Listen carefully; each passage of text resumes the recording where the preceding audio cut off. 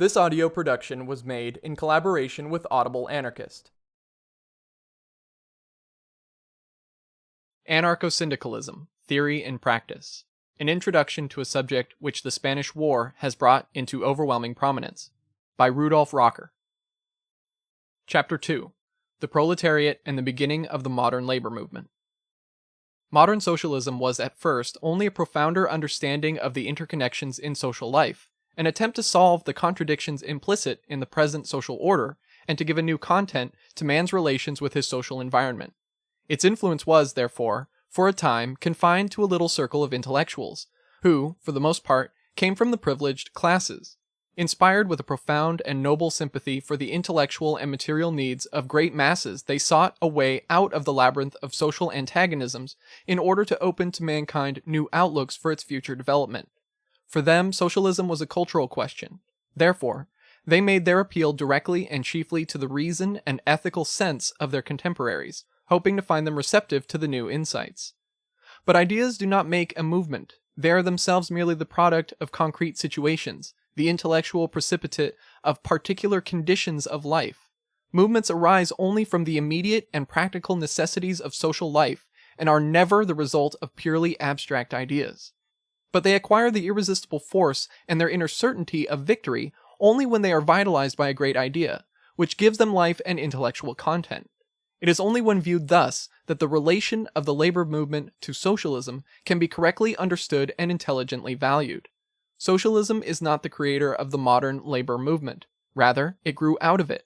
The movement developed as the logical result of a social reconstruction out of which the present capitalist world was born. Its immediate purpose was the struggle for daily bread. The conscious resistance to a trend of things was constantly becoming more ruinous for the workers.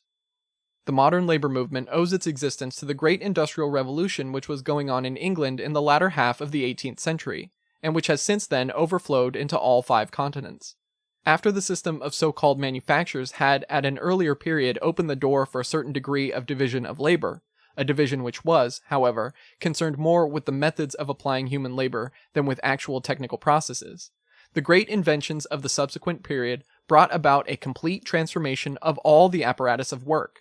The machine conquered the individual tool and created totally new forms for productive processes in general. The invention of the mechanical loom revolutionized the whole textile industry, the most important industry in England, and led to a completely new set of methods in the processing and dyeing of wool and cotton. Through the utilization of steam power, made available by the epoch-making invention of James Watt, machine production was free from its dependence on the old motive forces of wind, water, and horsepower, and the way first properly opened for the modern mass production.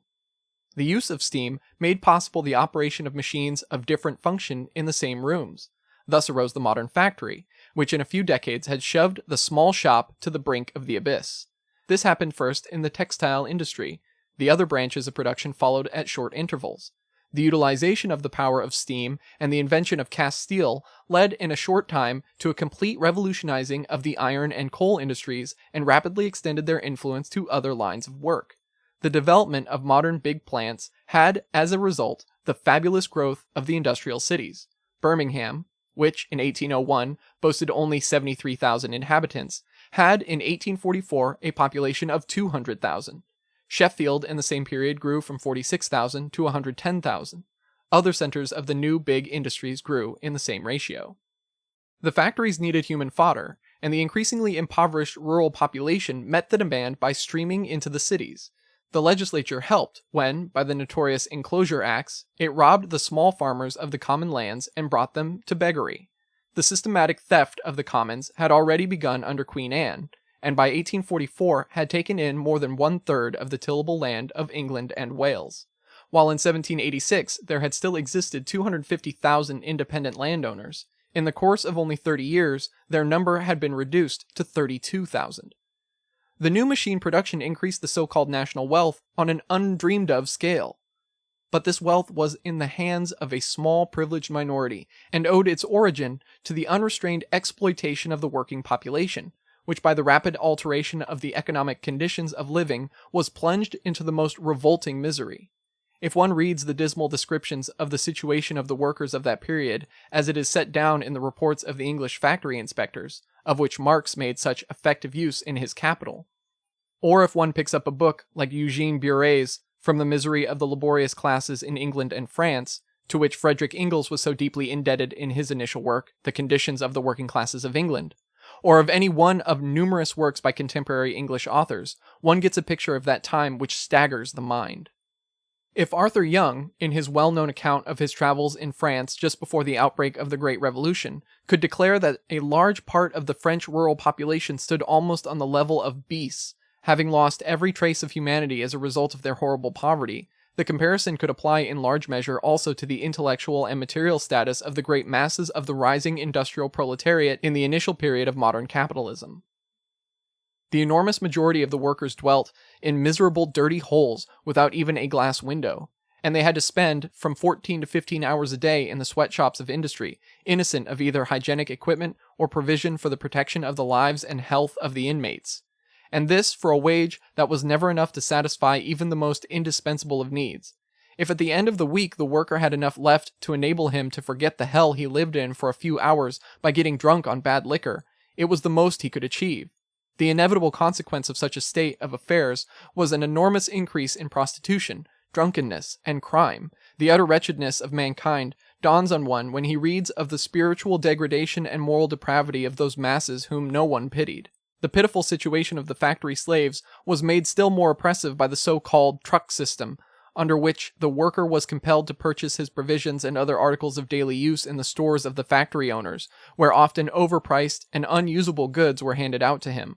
This went so far that the worker had scarcely anything left of their hard-earned wages, and had to pay for unexpected expenses, such as doctors, medicines, and the like, with the goods they had received from the factory owners, which they had, of course, to turn in such cases, at a lower price than they had been charged for them. And contemporary writers tell how mothers, in order to provide burial for a dead child, would have to pay the undertaker and the gravedigger in this way. And this limitless exploitation of human labor power was not confined to men and women. The new methods of work had enabled the machine to be served with just a few manual movements, which could be learned with no great difficulty. This led to the destruction of the children of the proletariat, who were put to work at the age of 3 or 4 years and had to drag out their youth in the industrial prisons of the entrepreneurs. The story of child labor, on which no restrictions of any kind were imposed at first, is one of the darkest chapters in the history of capitalism.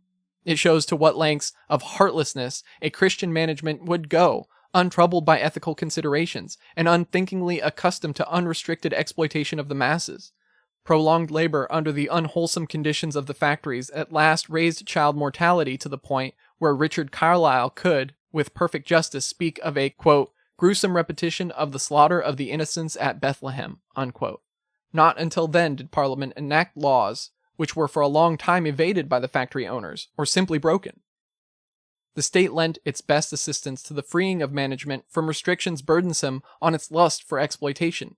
It provided it with cheap labor.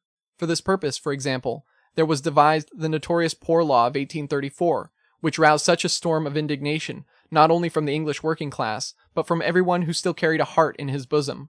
The Old Poor Law, which had originated in 1601 under Queen Elizabeth, was an outcome of the suppression of the monasteries in England.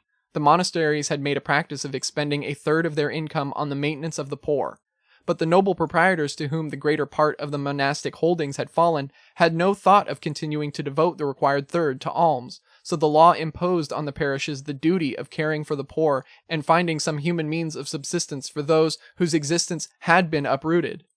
The law saw in poverty a personal misfortune for which the human being was not responsible, and conceded to him the right to call upon society for aid when through no fault of his own he had fallen into need and was no longer able to provide for himself.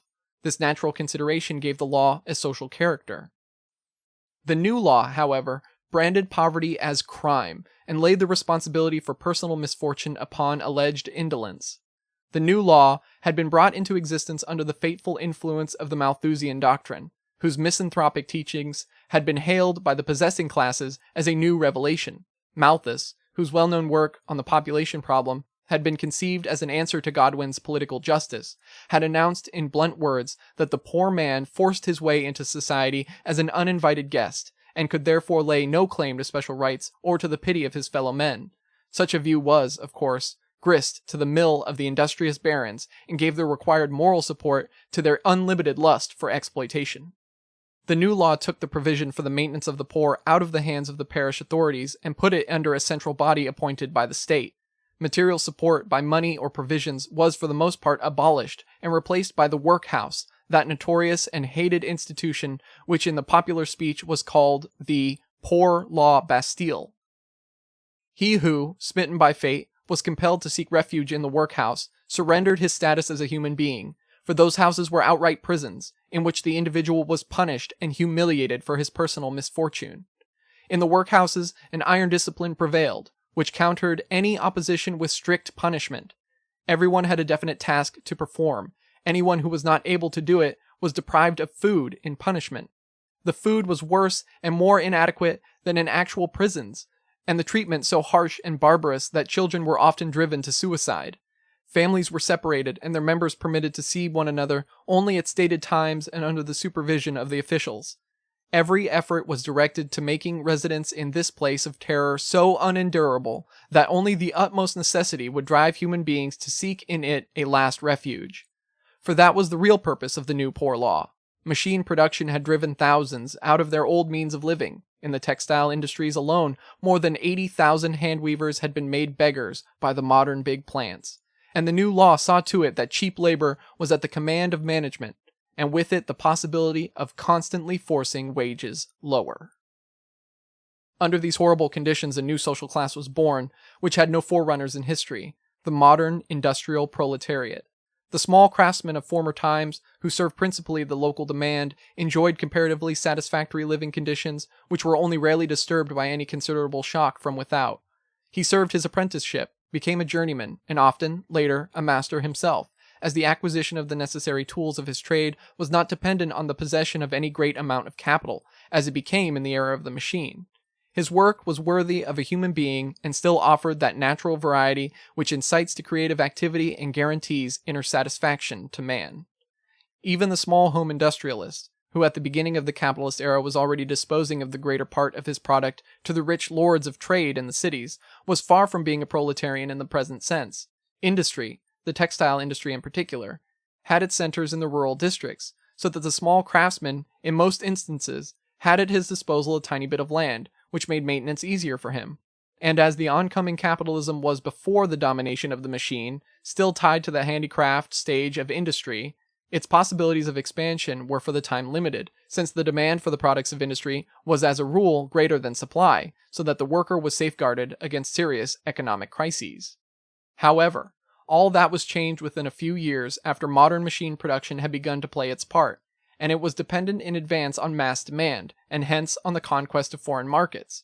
Each new invention raised the capacity for production in ever-increasing measure, and made industrial capital the undisputed master of capitalist industry, dominating trade and finance.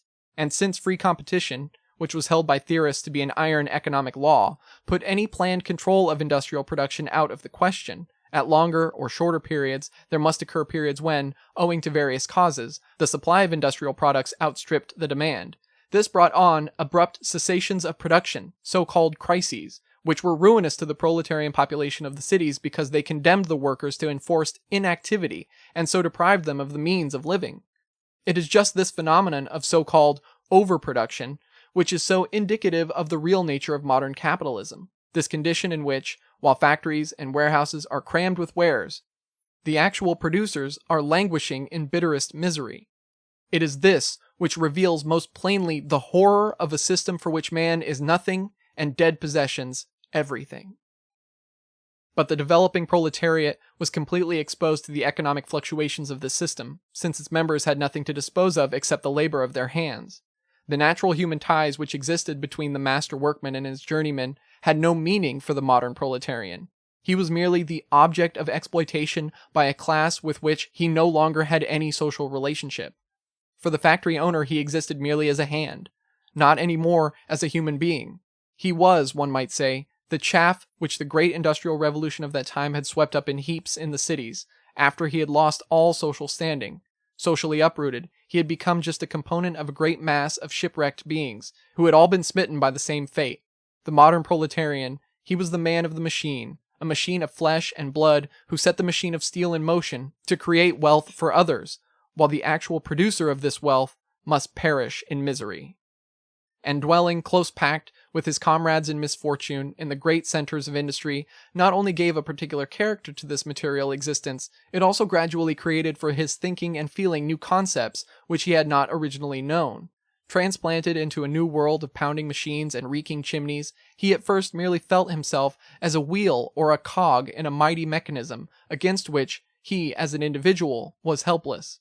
He dared not even hope sooner or later to escape from this condition, since to him, as the typical dispossessed with no means of keeping alive except by the sale of his hands, every way out was barred. And not he alone, his posterity was doomed as well to the same fate. Bereft of every social tie, he was personally a mere nothing in comparison with that enormous power, which was using him as the insensate tool of its selfish interests. In order to become something once more, and to effect some betterment of his lot, he would have to act along with others of his kind, and call a halt to the fate that had smitten him. Such considerations had sooner or later to control him, if he did not wish simply to sink into the abyss. They led to the first proletarian alliances, to the modern labor movement as a whole. It was not the agitator who conjured this movement of the dispossessed masses into life, as narrow-minded reactionaries and rapacious management dared to assert then, and still assert even today. It was the conditions themselves which roused to life the movement, and with it its spokesman. The combination of the workers was the only means at their command for saving their lives and forcing more human conditions under which to live. The first proposals of those bands of organized wage workers, which can be traced back to the first half of the 18th century, went no further than the abolition of the most crying evils of the capitalist system and some improvement of the existing conditions of living. Since 1350, there had existed in England a statute in accordance with which apprenticeship, wages, and hours were regulated by the state. The alliances of the ancient craft corporations concerned themselves only with questions relating to the production of commodities and the right of disposal of them. But when, with incipient capitalism and the spread of manufactures, wages began to be pushed down further and further, the first trade union organizations developed among the new class of wage workers to combat the tendency. But these efforts of the organized workers at once encountered the unanimous resistance of the managers, who besieged the government with petitions to uphold the ancient law and suppress the unlawful organizations of the workers. And Parliament promptly responded to this demand by passing the so-called Combination Acts of 1799-1800, which prohibited all combinations for the purpose of raising wages or improving the existing conditions of work, and imposed severe penalties for violation. Thus, labor was given over unconditionally to exploitation by industrial capital, and was faced with the alternatives of either submitting to the new law and accepting without resistance all the consequences this entailed, or breaking the law, which had condemned them to outright slavery. Confronted with such a choice, the decision could not have been too difficult for the more courageous section of the workers, as they had scarcely more to lose anyway. They defied the law, which mocked at human dignity, and tried by every means to get around its provisions. Since the trade union organizations, which were at first purely local in character and confined to particular industries, had been deprived of the legal right to exist, there sprang up all over the country so-called mutual benefit associations or similar innocuous bodies, having as their sole purpose the diverting of attention from the actual fighting organizations of the proletarians. For the inner core of these open associations was composed of the secret conspiratory brotherhoods of the militant element among the workers, smaller or larger groups of determined men bound by an oath to profoundest secrecy and mutual assistance. In the northern industrial sections of England and in Scotland in particular, there were a large number of these secret organizations, which carried on the fight against the employers and spurred the workers to resistance. It lay in the nature of the affair that most of these struggles assumed an extremely violent character, as is easy to understand when we consider the miserable situation of the workers resulting from the disastrous development of economic conditions and the pitiless prosecutions following even the most modest attempt at improvement of the proletarian standard of living. Any violation of the letter of the law was visited with horrible punishment.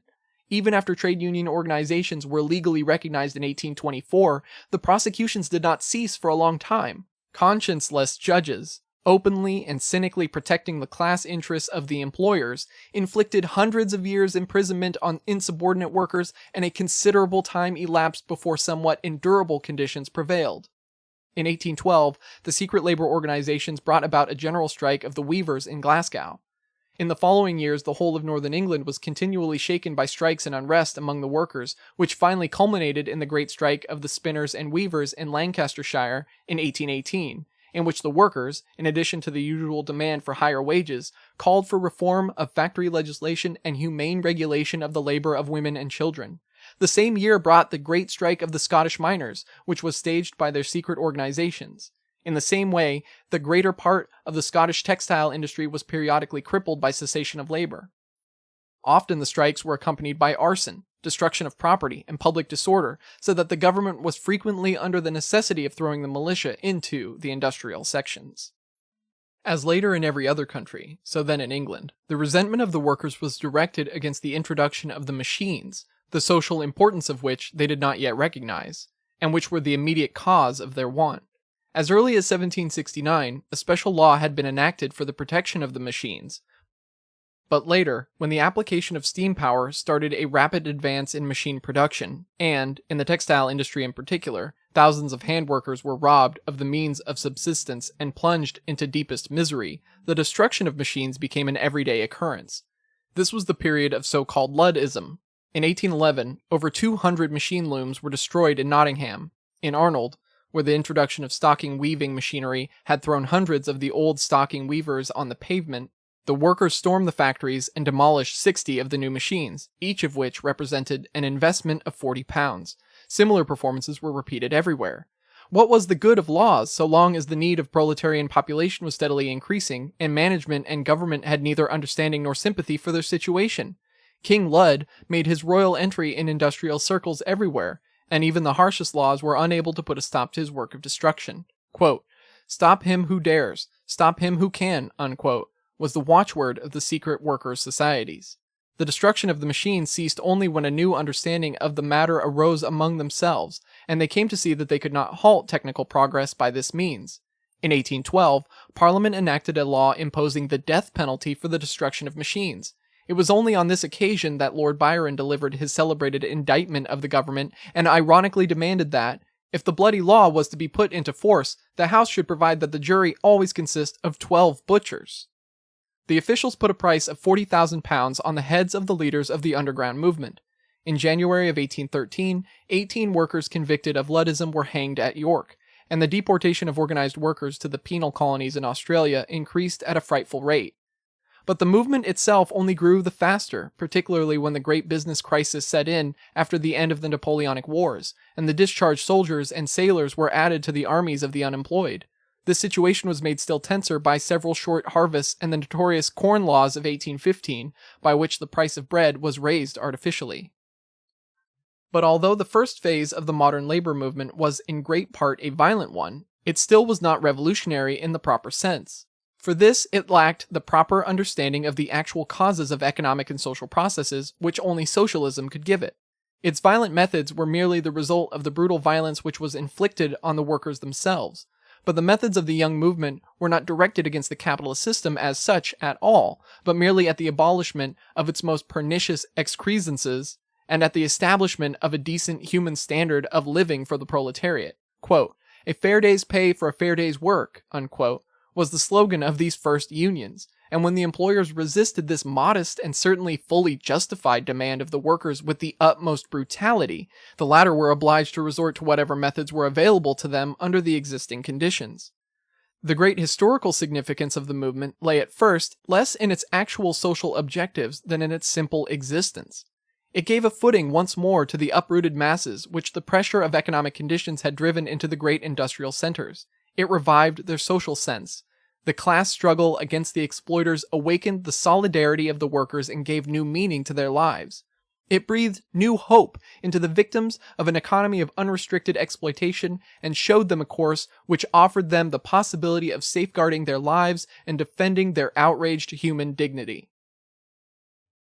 It strengthened the workers' self-reliance and gave them confidence in the future once more. It trained the workers in self-discipline and organized resistance, and developed in them the consciousness of their strength and their importance as a social factor in the life of their time. This was the great moral service of that movement, which was born out of the necessities of the situation, and which he can only undervalue who is blind to social problems and without sympathy for the sufferings of his fellow men. When, then, in 1824, the laws against the combination of workers were repealed, when the government and that section of the middle class possessed of insight had at last become convinced that even the harshest persecution would never break up the movement, the trade union organization of the workers spread over the entire country at an undreamed of rate. The earlier local groups combined into larger unions and thus gave the movement its real importance. Even the reactionary turns in the government were no longer able to control this development. They merely increased the number of victims among its adherents, but they could not turn back the movement itself. This new upsurge of political radicalism in England after the long French wars naturally had a strong influence on the English working class also. Men like Burdett, Henry Hunt, Major Cartwright, and above all William Cobbett, whose paper The Political Register, after the price had been reduced to 2 pence, attained a circulation of 60,000, were the intellectual heads of the new reform movement. This was directing its attacks chiefly against the Corn Laws, the Combination Acts of 1799-1800, and most of all, against the corrupt electoral system under which even a large part of the middle class was excluded from the franchise. Huge mass meetings in every section of the country, and particularly in the northern industrial districts, set the populace in motion. But the reactionary government under Castlereagh opposed any reform, and was determined from the first to put an end to the reform process by force. When in August 1819, 60,000 people poured into the Petersfield in Manchester to formulate a mass petition to the government, the assembly was dispersed by the militia, and 400 persons were wounded or killed. To the stormy outburst in the country against the instigators of the massacre of Peterloo, the government replied with the notorious 6 gag laws, by which the right of assembly and freedom of the press were in effect suspended and the reformers made liable to the harshest prosecution. By the so-called Cato Street Conspiracy, in which Arthur Thistlewood and his associates planned the assassination of the members of the British cabinet, the government was again given the wished-for opportunity to proceed with draconic severity against the reform movement. On May 1, 1820, Thistlewood and 4 of his comrades paid for their attempt on the gallows. The Habeas Corpus Act was suspended for 2 years, and England was delivered to a reactionary regime which respected none of the rights of its citizens. This put a stop to the movement for the time being. Then the July Revolution of 1830 in France led to a revival of the English reform movement, which, this time, took on an entirely different character.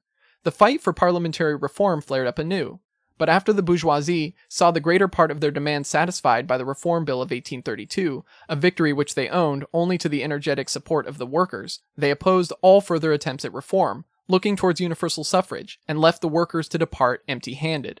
Not only that, the new parliament enacted a number of reactionary laws by which the workers' right to organize was again seriously threatened. The shining examples among these new laws were the notorious Poor Laws of 1834, to which reference has already been made. The workers felt that they had been sold and betrayed, and this feeling led to a complete break with the middle class. The new reform movement, from now on, found vigorous expression in the developing Chartism, which, it is true, was supported by a considerable part of the petty bourgeoisie, but in which the proletarian element everywhere took an energetic part. Chartism, of course, had inscribed on its banner the celebrated 6 points of the Charter, which aimed at radical parliamentary reform, but it also appropriated all the social demands of the workers and was trying by every form of direct attack to transform these into realities. Thus, J.R. Stevens, one of the most influential leaders of the Chartist movement, declared before a great mass meeting in Manchester that Chartism was not a political question which would be settled by the introduction of universal suffrage, but was instead to be regarded as, quote, a bread and butter question, unquote, since the Charter would mean good homes, abundant food, human associations, and short hours of labor for the workers. It was for this reason that propaganda for the celebrated 10-hour bill played such an important part in the movement. With the Chartist movement, England had entered upon a revolutionary period, and wide circles of both the bourgeoisie and the working class were convinced that a civil war was close at hand. Huge mass meetings in every section of the country testified to the rapid spread of the movement, and numerous strikes and constant unrest in the cities gave it a threatening aspect. The frightened employers organized numerous armed leagues, quote, for the protection of persons and property, unquote, in the industrial centers. This led to the workers also beginning to arm, By a resolution of the Chartist Convention, which convened in London in March of 1839 and was later moved to Birmingham, 15 of their best orators were sent out to every section of the country to make the people acquainted with the aims of the movement and to collect signatures for the Chartist petition. Their meetings were attended by hundreds of thousands and showed what a response the movement had aroused among the masses of the people. Chartism had a large number of intelligent and self-sacrificing spokesmen, such as William Lovell, Feargus O'Connor, Brantaire O'Brien, J.R. Stevens, Henry Hetherington, James Watson, Henry Vincent, John Taylor, A.H. Beaumont, Ernest Jones, to mention only a few of the best known. It commanded, in addition, a fairly widespread press, of which papers like The Poor Man's Guardian and The Northern Star exerted the greatest influence. Chartism was, as a matter of fact, not a movement with definite aims, but rather a catch basin for the social discontent of the time. But it did effect a shaking up, especially of the working class, whom it made receptive to far-reaching social aims. Socialism also forged vigorously ahead during the Chartist period, and the ideas of William Thompson, John Gray, and especially of Robert Owen, began to spread more widely among the English workers. In France, Belgium, and the Rhine country also, where industrial capitalism first established itself on the continent, it was everywhere accompanied by the same phenomena and led, of necessity, to the initial stages of a labor movement. And this movement manifested itself, at first, in every country in the same primitive form, which only gradually yielded to a better understanding, until at last its permeation by socialist ideas endowed it with loftier conceptions and opened for it new social outlooks. The alliance of the labor movement with socialism was of decisive importance for both, but the political ideas which influenced this, that, or the other socialist school determined the character of the movement in each instance, and its outlook for the future as well. While certain schools of socialism remained quite indifferent or unsympathetic to the young labor movement, others of them realized the real importance of this movement as the necessary preliminary to the realization of socialism. They understood that it must be their task to take an active part in the everyday struggles of the workers, so as to make clear to the toiling masses the intimate connection between their immediate demands and the socialist objectives. For these struggles, growing out of the needs of the movement, served to bring about a correct understanding of the profound importance of the liberation of the proletariat for the complete suppression of wage slavery. Although sprung from the immediate necessities of life, the movement, nevertheless, bore within it the germ of things to come, and these were to set new goals for life. Everything new arises from the realities of vital being. New worlds are not born in the vacuum of abstract ideas, but in the fight for daily bread, in that hard and ceaseless struggle which the needs and worries of the hour demand, just to take care of the indispensable requirements of life. In the constant warfare against the already existing, the new shapes itself and comes to fruition. He who does not know how to value the achievements of the hour will never be able to conquer a better future for himself and his fellows. From the daily battles against the employers and their allies, the workers gradually learn the deeper meaning of this struggle. At first, they pursue only the immediate purpose of improving the status of the producers within the existing social order, but gradually they lay bare the root of the evil, monopoly economy and its political and social accompaniments. For the attainment of such an understanding, the everyday struggles are better educative material than the finest theoretical discussions. Nothing can so impress the mind and soul of the worker as this enduring battle for daily bread. Nothing makes him so receptive to the teachings of socialism as the incessant struggle for the necessities of life. Just as in the time of feudal domination and bondman peasants by their frequent uprisings, which had at first only the purpose of wresting from the feudal lords certain concessions which would mean some betterment of their dreary standard of living, prepared the way for the great revolution by which the abolition of feudal privileges was practically brought about. So the innumerable labor was within capitalist society constitute, one might say, the introduction to that great social revolution of the future which shall make socialism a living reality. Without the incessant revolts of the peasantry, Taine reports that between 1781 and the storming of the Bastille, nearly 500 of these revolts occurred in almost every part of France. The idea of the perniciousness of the whole system of serfdom and feudalism would never have entered the heads of the masses. That is just how it stands with the economic and social struggles of the modern working class.